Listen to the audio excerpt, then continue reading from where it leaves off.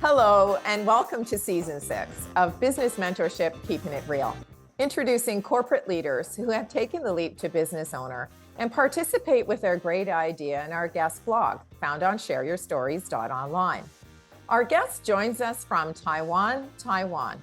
Shuang-Min Chang is a coach who takes her leadership experience in corporate luxury brands, combined with 18 plus years as an expat in India, Italy, and China, and has created a program that encourages others to live with ease and flow. Let's find out how Shuang-Min has taken her life experience and created a coaching system that encourages others to live unapologetically. It is my pleasure to welcome and introduce everyone to Shuang-Min. Hello, everyone. I'm so happy to be here and finally have this conversation. It is so wonderful to connect with you. It's really wonderful, and thank you so much for. We're on the opposite ends of the world, so it's really nice to make this connection. You know, we did get a question from our viewing and listening audience, and it was from a gentleman named John, and he said, "How has your experience as an expat influenced you and your life as a coach?" First impact my experience on me is that I realize we are just living in beliefs. We are not living in facts. You know, growing up, we have our own set of culture, languages, how we should conduct ourselves. So if within my own culture, I always believe in some way it's true. There's nothing else. But when I started traveling, I encountered different cultures, different languages, and they do the things. Sometimes they do the things that exactly cannot be done in my own country, but they are totally fine. So I think the first impact for me is to really embrace that fluidity of identity. And That's a also really great point. Yeah. That's a really great point. Yeah, and I travel and I become part of them, and I travel again, I become part of someone else. So now, like, if I take my home country, if I don't speak Chinese, and even my English has some accent, different kinds of accent, because like, but people don't see me as a pure Taiwanese anymore. They don't recognize me. But I was like, you know, I was born and bred and have my university degree like in this country. Right. And this is first thing. And second thing is that I saw so many different peoples, but the shared human experience are so same. We have happiness, we have sorrow, we have loved ones, we are dealing with grief, separation, and the crave for love, or you know, like we are really same people. And You know, that also made me curious, you know, outside we look so different, you know, our cultures, belief, but inside what we are craving, what we are dealing with, so same. that's so true. You know, I say after sharing over 400 stories on this platform, one thing that I've learned is we're all so different and yet the same. Yeah. Right? And yeah, so that bring me back to, you know, my own personal journey in personal growth is to keep exploring that possibility of identity. Right. And that at the same time, knowing that this possibility is just my choice to experience the human life. I'm Right. dealing grief with my own events, in my own way, with my own growth. And the Right. other person is also going through the same emotion, but in his or her own way, his or her own expression, and his own or her own journey and growth. And I think that's really beautiful in this work. You know, I think that you've really touched on something that's really very interesting, and that is that the belief systems that we're culturally taught as children really do stay with us until we go outside of our geographic Yeah, area and experience something else, right? I never yeah. thought of that before, but that's very true. Now, you know, you've spent a lot of time in the luxury brand business because that's where you got your corporate experience. So give us, Yeah. our viewing and listening audience, a little bit of an indication as to how those working in that corporate environment also change the dynamics of your thinking about individuals and various different cultures? So I work in fashion and very premium luxury brands. I was in Italy a lot, so I'm working with different markets when I started out, and then I moved to China. So basically, I was managing China for various departments. So we all think like for people who is outside the industry, fashion in a way is like runway fashion show models, right? But when it comes to business, it's how to bridge that creativity, that diversity with the market, with the culture. So let's say two of my key brands that I work for are really different. So Gucci is like really loud in a way, like really calling to be seen in a way. And I work in China market, so it's kind of appealing to this market in a lot of ways. My second brand is Celine. When the creative director is Phoebe Philo. Phoebe is really subtle, low key, and she at the beginning she only do women wear, and she was advocating that women dressing for themselves. Right. And that is really in a way not in our culture. For sure. So how to dress that women empowerment, women, we have our own voice, we have our own creativity, we have our own stand. And then in a very subtle way, my understatement is my voice. Right. So how to bridge that and tell the story to appeal the culture and select the pieces specifically into the pieces is like what kind of material, how's the leaf length, all those specificity into the market. Yeah, for sure. So and at the same time in the store, we need to express the brand atmosphere. Right. So even we are appealing to a specific market. So for me, that it's very interesting in the business lens, merging with creativity, the diversity, and then the language of the local culture. What's also really interesting is that it's a lifestyle issue, right? Because we all wear clothes, obviously. I mean, we all we're all trying to make a statement, a personal statement with the clothes that we wear, right? Yeah. So we try to find or make a connection with the various different brands or styles or colors that sort of speak to our personality. Yeah. So that we all look different because we all want to be unique and individual. Yeah. So I really think that it's a really amazing background that you have where you've kind of bridged the gap between cultural diversity and individuality, which really makes things so interesting. And I don't think as humans, we actually make those connections that, what we're taught culturally and the way that we dress or the way that we express ourselves creatively are all interconnected. Yeah. Yeah. Like it's easy to see someone's wardrobe and then kind of have a sense of how that person like to express herself, and those pieces is less worn, is the like kind of the aspiration to be, and those like mostly worn, or the segment, if the segment of work clothes is bigger, that means like that person is really concentrate on clothes. And even myself, like I really like suiting a lot. But me too. after like I love a like beautiful jacket, like tailor-made, and at the same time, after leaving corporate, I chose the lifestyle of surfing. So I look at that jacket, it's still total opposite from my lifestyle to inspiration, like I'm thinking of where can I get a speaking gig so I can wear them again. And so it changed. Our wardrobe also change and grows as even we don't believe we are changing. It's just how we shift focus in our life. How we view our wardrobe is different. Yeah, so true. Now you're working with female empowerment and you're giving women a voice. And I'm sure that encompasses many different aspects because of your background, right? It's not just the words that we say, it's the language that we use, it's the way that we dress, it's the expressions that we use, right? So give our viewing and listening audience a little bit of an indication in the work that you do and the people that you work with, the clients that you work with.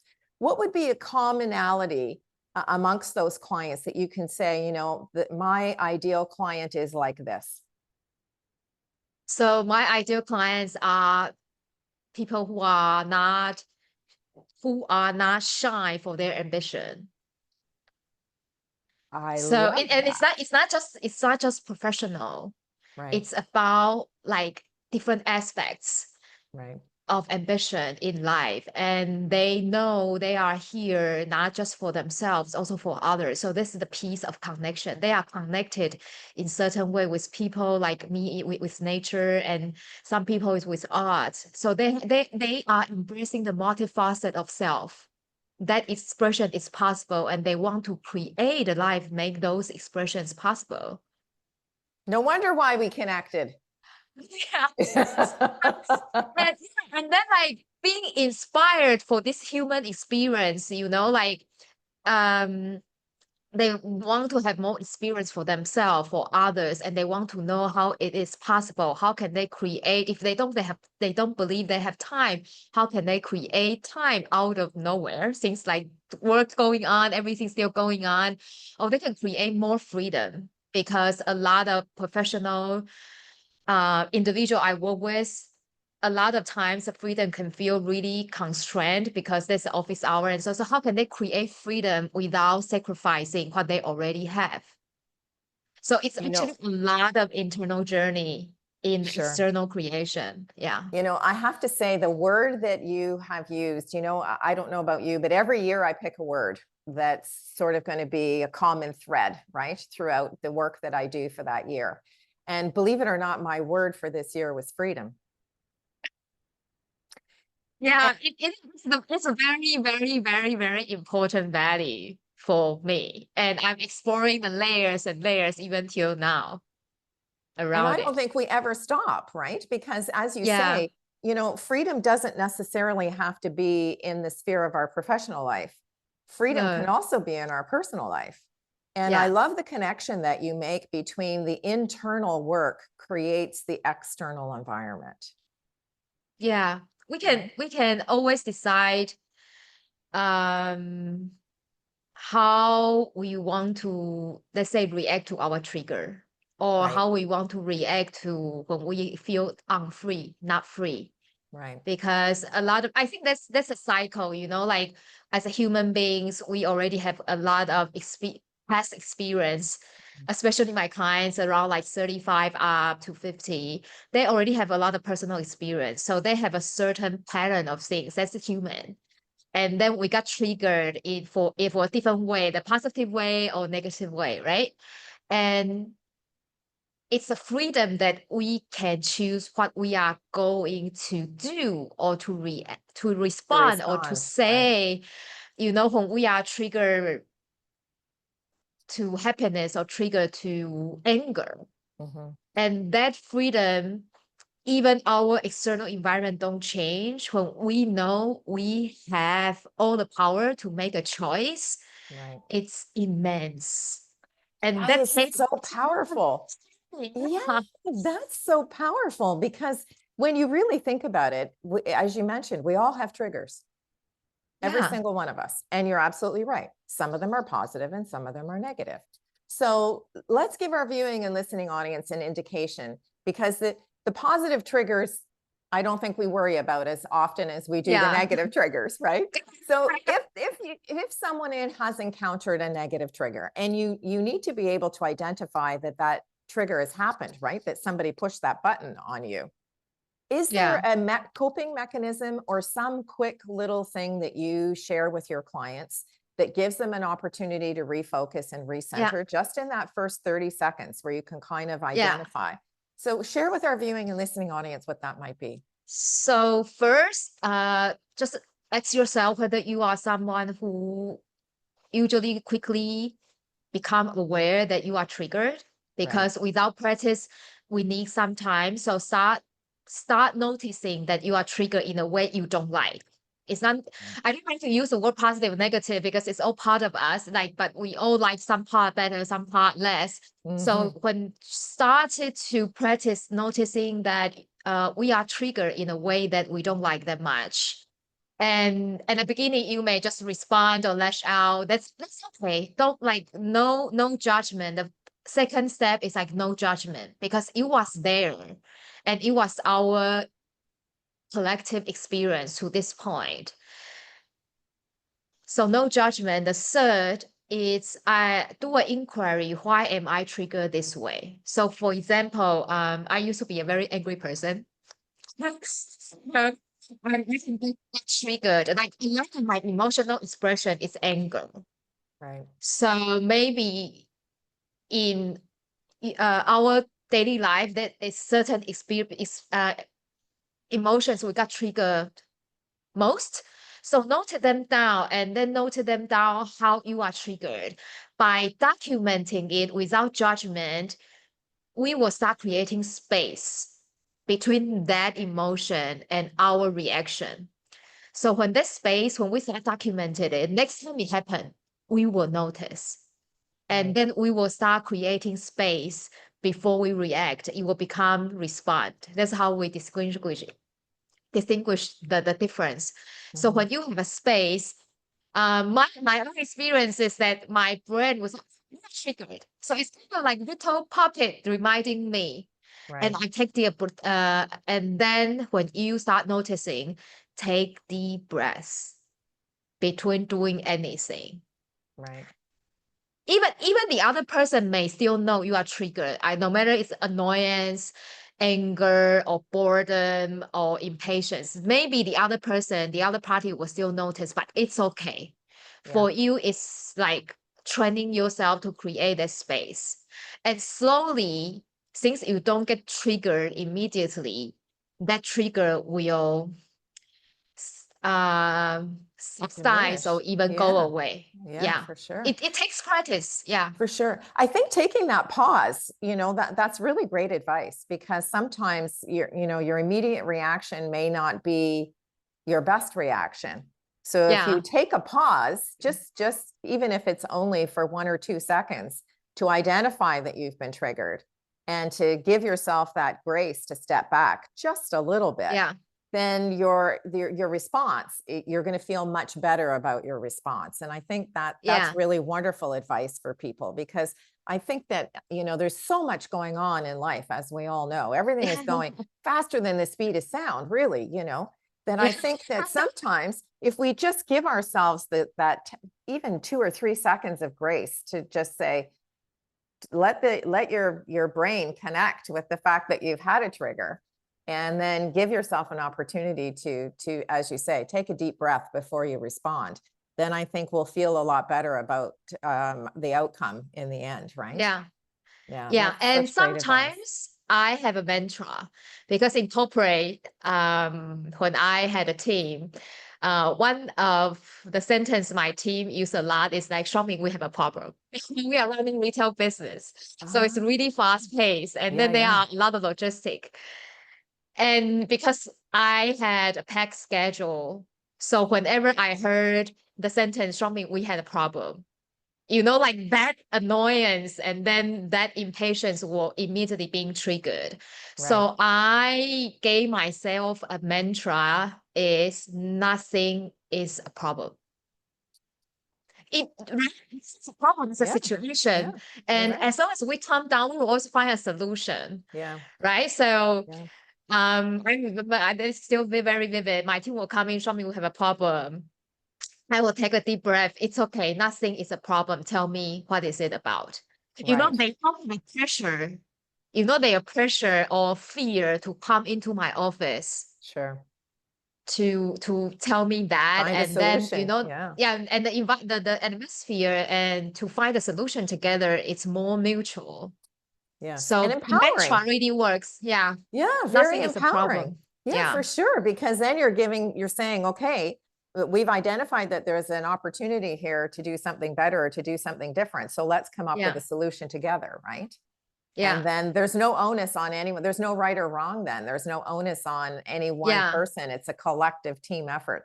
That's probably Yeah. a really great learning for anyone who's an entrepreneur. Most of us we work with folks on contract most of the time, right? Like, Yeah. I mean, when we take a look at the dynamics of global Yeah. entrepreneurs, we all have less than 5 employees. Some Yeah. folks are solopreneurs, right? So most of the Yeah. conflict that you come up with, if it's not with a client or a customer, it's with another entrepreneur, right? When you think about it. Yeah. Yeah. So if we approach it in such a way where we say, listen, this situation has come up. Can you brainstorm a solution with me? What Yeah. a wonderful, empowering way to solve a problem rather than coming at people from a really negative space because we're so frustrated, right? Yeah. Yeah. So Yeah. that's really wonderful, wonderful advice. I think you've given us so many really wonderful things to think about. That's I'm fantastic. glad. Yeah, it's really great. Now, one of the things that we do in the guest blog is we ask folks to share 3 words of advice. So let's Yeah. wrap up our conversation today by talking about your 3 words and why they're important to you. And your words are, you are a creator. Creator. Yeah. Because in my work, I really want to guide people to reconnect the power within themselves. When I say we are create is that we manifest something out of nothing, right? In a way, or we marinate different things that we know and then create a new entity.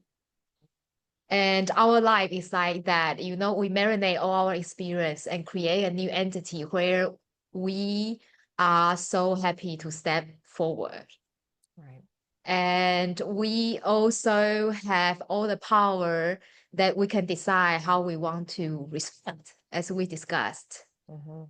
At the same time, I always say if we can take, knowing that whatever happened, we have a shared responsibility, then I will look at all the situation in a very, very, very different way, even in dire situations. And I have power to make a difference, no matter by stepping in, staying away, or not moving. But I have a power to make a difference. And who doesn't want to make a difference in his or her own life, just for the minimum? Yeah. Yeah. You're absolutely right. So it's very, very important for me, the word creator. Well, I think that you've given us so many really powerful messages today, and I'm really so thrilled that we were able to connect.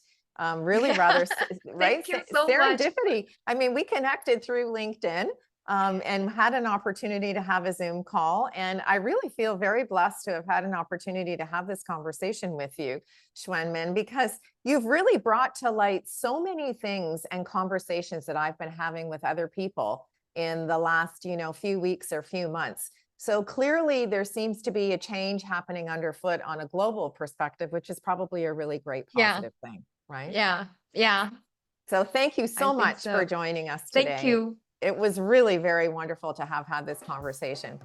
And to our viewing and listening audience, I'd like to thank you for joining us today for this edition of Keeping It Real, introducing you to the person behind the logo. If you'd like to connect with our guest, you'll find Shuang-Min's contact information in the description portion below. I'm Trish Tonai, author, artist, and the founder and host for the series. And we invite you to share your business story. Just visit our website at shareyourstories.online and subscribe to our channel, Business Mentorship, Keeping It Real. Thanks for tuning in, and we look forward to meeting you next time when we share another great idea.